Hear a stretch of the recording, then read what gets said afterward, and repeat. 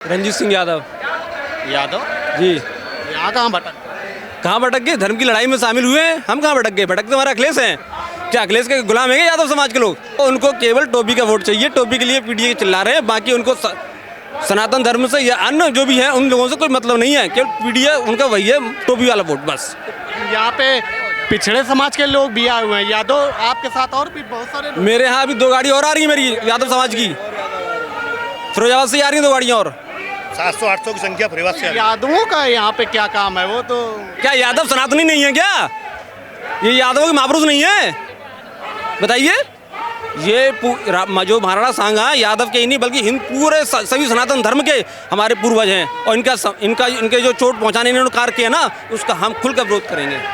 अखिलेश के कहने पर नहीं कि उन्होंने कह दिया नहीं विरोध करना, हम विरोध करेंगे। हम उनके गुलाम नहीं है। जो हमारे देश का विरोध करेगा, हमारे धार्मिक आयोजन का विरोध करेगा, जो हमारे सनातन संस्कृति का विरोध करेगा, हम उनका विरोध करेंगे। पिंकी चक नाम है मेरा। मैं फिरोजाबाद से चलकर यहाँ रक्त स्वाभिमान सम्मेलन में उपस्थित हुआ हूँ। मैं जात से दलित हूँ। दलित हैं? जात से मैं दलित हूँ। आप बैकवर्ड से हैं? आप? मैं रामवीर सिंह बैकवर्ड से हूँ। आप भी बैकवर्ड से हैं?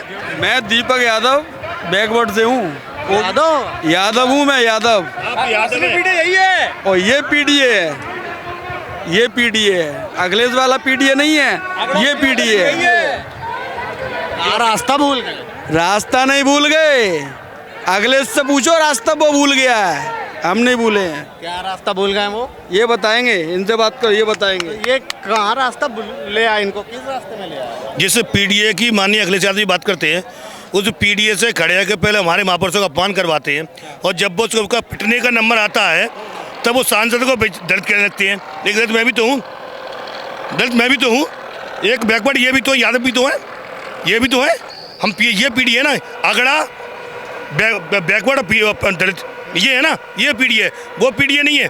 केवल अपने राजनीतिक स्वार्थ के लिए एक दलित को आगे लगाकर कर दिया, उसे कंधे पे गोली रख दी और चलवा दी। अब बेचारे उस दलित को, बेचारे दलित को मरने के छोड़ दिया। ये पीढ़ी है, वो पीढ़ी नहीं है। उन्होंने जानबूझ के मतलब कि जानबूझ के ये सब वोटों की राजनीति के लिए, अंतर की टोपी वाले वोट कैसे उन्हीं खाते में आएंगे? अगर हिंदुओं को अपमानित नहीं करेंगे, दलित के नाम पर कभी दलित के महापुरुषों का अपमान करेंगे, कभी दलित के नाम पर महापुरुषों का अपमान करेंगे, कभी बैकवर्ड के महापुरुषों का अपमान करेंगे, कभी अगड़ों के महापुरुष का अपमान करेंगे। केवल क्यों? कि टोपी वोट मिले उन्हें। टोपी वोट इस बार 2027 के चुनाव में मिलेगा, अच्छा मिलेगा। एक सीट खाते में नहीं आने वाली है। दलित, अगड़ा, पिछड़ा, पूरा सबको इनसे निकला हुआ है। इस पांडाल में केवल आपको अगड़ा नहीं मिलेगा, यहाँ मेरे जैसे दलित भी बहुत सारे लोग होंगे, यहाँ भैया जैसे सारे पिछड़े लोग भी होंगे, बहुत सारे लोग हैं। अच्छा, तो ये तो छत्तीस समाज का सम्मेलन था, यहाँ पे सब समाज के लोग। 36 बिरादरी का सम्मेलन है। 36 छत्री नहीं है, आपके समझने में कब अंतर होगा। ये 36 बिरादरी का है, छत्री नहीं है। 36 बिरादरी का होने के नाते ही मैं यहाँ उपस्थित हूँ। यहाँ उपस्थित हूँ। ये मेरे भाई बैकवर्ड से आए हुए, ये भी उपस्थित हैं, इस साथ उपस्थित है। 36 बिरादरी का सम्मेलन है। महाराणा सांगा केवल छत्री नहीं है, उन्होंने इस देश के लिए, उन्होंने किसी जाति के लिए काम नहीं किया। किस जाति के लिए काम किया होता तो छत्री के लिए होता है। उन्होंने पूरे देश के लिए काम किया। ये देश पे आक्रांताओं को जो चढ़कर आए उनको मारकर भगाने काम किया, इसलिए वो देश के नायक हैं, न कि छत्रियों के। और इसी नाते मैं उपस्थित हूँ। आप भी पिछड़े समाज से, लेकिन वो कह रहे हैं कि पिछड़े हैं राम जी सुमन, इस वजह से उनको दबाया जा रहा है। हम लोग पिछड़े हैं, इसी वजह से हमारे ऊपर बेचारे हैं ना, बेचारे। जब तक उनकी रोटी सिक रही थी तब तक ठीक था। जब रोटी सिकना बंद हो गई तब वो बेचारे दलित सांसद हो गए। जब तक उपेंद्र राणा फ्रॉम हरियाणा, जब तक उनके घर पर दवाई नहीं पहुंचे थे तब तक वो सपा सांसद थे, और जैसे ही घर पर पहुंचे वैसे ही बेचारे दलित सांसद हो गए। ये समझने का विषय है। उस बात को समझकर ही हम जैसे दलित यहाँ उपस्थित हैं, महाराणा सांगा को श्रद्धांजलि देने के लिए हम यहाँ उपस्थित हैं कि उनकी राजनीति को हम सब लोग जान रहे हैं और समझ रहे हैं। इसलिए हम सब लोग यहाँ महाराणा सांगा को अपनी श्रद्धांजलि अर्पित करने के लिए यहाँ पर हम सब लोग उपस्थित हैं। कह रहा पीडीए को हमेशा दबाया जाता है, और ये सब मतलब कुछ लोग जो इस तरीके के संगठन और समूह कार्यक्रम कर रहे हैं, ये सब योगी जी के लोग हैं और बीजेपी के लोग हैं। 10 साल आपकी प्रदेश में सरकार रही, आपके पापा मुख्यमंत्री रहे, केंद्रीय राजनीति में रक्षा मंत्री रहे, तो आपने तब नहीं कि पीडीए को देख पाया, अब आप विपक्ष में तभी आपको पीडीए की याद आ रही है। कटोरा हाथ में आएगा, कटोरा 27 में कटोरा, कहीं से कुछ नहीं मिलेगा, कटोरा मिलेगा, कटोरा। पीडीए के नाम पर जो छल रहे हो ना, वो सबको जानना है, उसी का नतीजा हम सब लोग यहाँ खड़े हुए हैं। तो आज डिसाइड हो गया ये पूरा कि 27 वाली यहाँ से पूरी तैयार, यहीं से सब कुछ बनेगा, इसी मैदान से बनेगा, इसी गड़ी रामी से बनेगा। पूरे देश का 36 बहादुरी का आने वाले समय पर आने वाले चुनाव में यहीं से रणनीति यहीं से आज तय हो के जाएगी, ऐसा मुझे पूर्ण विश्वास है।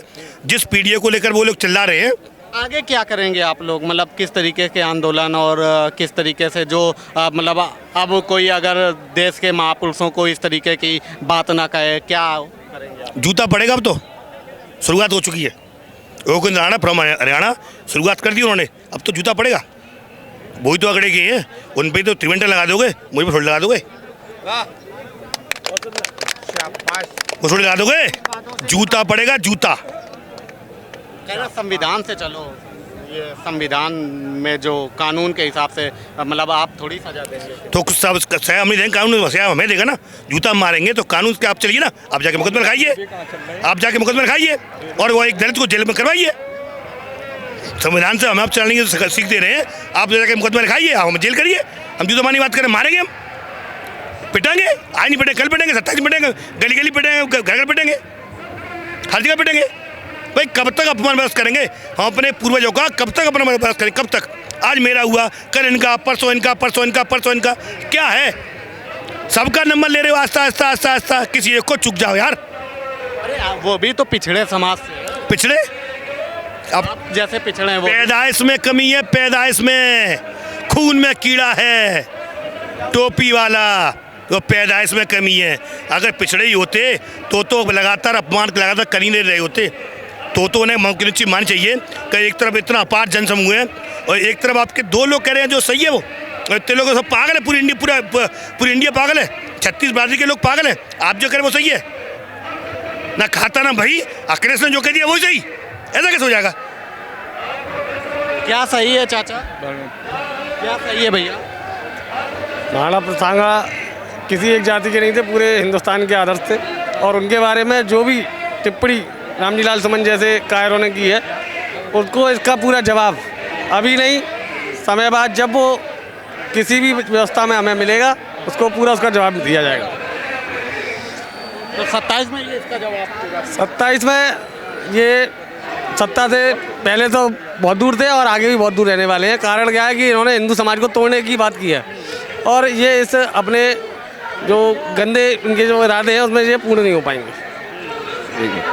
क्या हिंदू समाज को तोड़ना है ये? मैं ये पूछना चाह रहा हूँ, अखिलेश जी जो बार बार आर्यल सुमन को लेकर के दलित कह रहे हैं, बार बार दलित की बात उठा रहे हैं, क्या बहन मायावती से बड़ा कोई दलित था?